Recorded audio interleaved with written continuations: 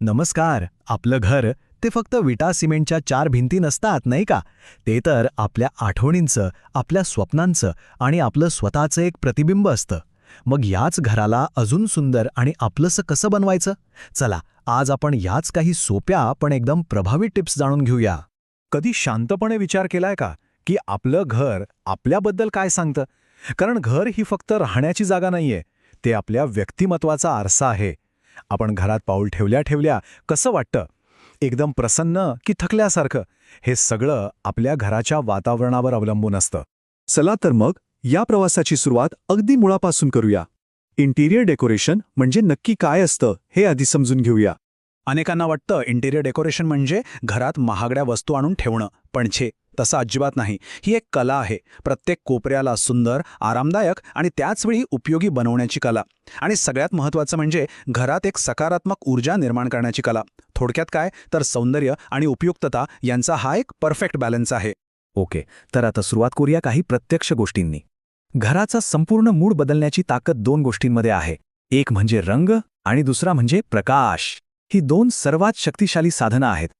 बघा, प्रत्येक रंगाचा ना एक वेगळा स्वभाव असतो. जसं की पांढरा किंवा क्रीम रंग लावलात की लहानची खोली ही मोठी आणि स्वच्छ वाटायला लागते. हलका निळा रंग मनाला शांत करतो, तर हिरवा रंग आपल्याला निसर्गाच्या जवळ असल्याचा फील देतो.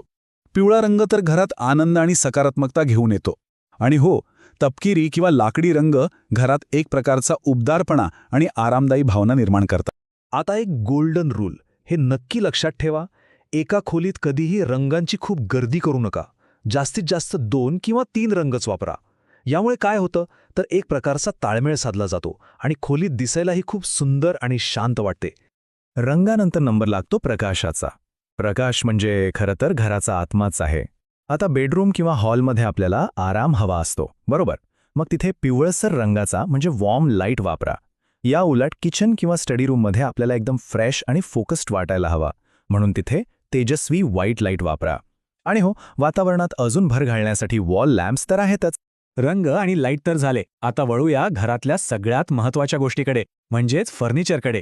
आणि तेही निवडायचं एकदम स्मार्टपणे. इथे एक मंत्र नेहमी लक्षात ठेवा. लेस इज मोर. म्हणजे कमीत कमी वस्तू पण जास्तीत जास्त प्रभावी. आधुनिक घराची शोभा ही वस्तूंनी घर गच्च भरण्यात नाही, तर ते मोकळं आणि नीटनेटकं ठेवण्यात आहे. मग फर्निचर कसं निवडायचं? या 3 सोप्या पायऱ्या आहेत.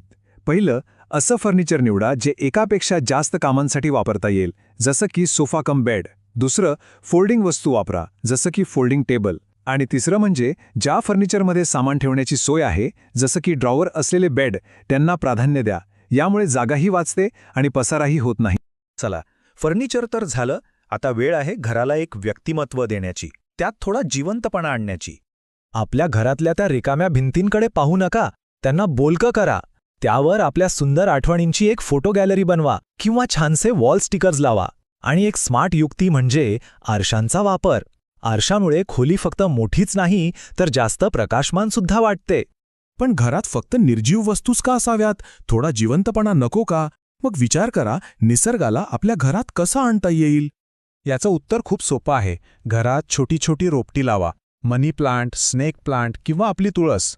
यांची काळजी घेणंही सोपं आहे आणि यांचा फायदा दुहेरी आहे. एकतर ही रोपं हवा शुद्ध करतात आणि दुसरं म्हणजे घराला एक नैसर्गिक आणि टवटवीत लूक देतात. आणि आता आपण पोचलो आहोत शेवटच्या पण कदाचित सगळ्यात महत्त्वाच्या टप्प्यावर. घरात एक सकारात्मक ऊर्जा कशी टिकवून ठेवायची यासाठी आपण वास्तुशास्त्राची थोडी मदत घेऊ शकतो. यासाठी काही अगदी सोप्या गोष्टी आहेत. घर नेहमी स्वच्छ आणि नीटनेटके ठेवा. मुख्य दरवाजावर तोरण लावा. घरात भरपूर नैसर्गिक प्रकाश येईल याची खात्री करा. पण एक गोष्ट लक्षात ठेवा, तुटलेल्या किंवा बंद पडलेल्या वस्तू घरात नकारात्मकता आणतात. त्यांना लगेच घराबाहेर काढा. आणि हो, बेडच्या अगदी समोर आरसा लावू नका. तर मग या सगळ्या चर्चेचा सार काय? एक गोष्ट कायम लक्षात ठेवा, घर सुंदर दिसण्यासाठी खूप पैशांची नाही तर चांगल्या आणि हुशार निवडीची गरज असते. इंटिरियर डेकोरेशन म्हणजे श्रीमंतीचं प्रदर्शन नाही, तर ते आपल्या कल्पकतेचं प्रतिबिंब आहे. मग आता विचार करा, आपल्या घराला आपलं स्वप्नातलं घर बनवण्यासाठी आज आपण पहिला कोणता बदल करणार आहोत?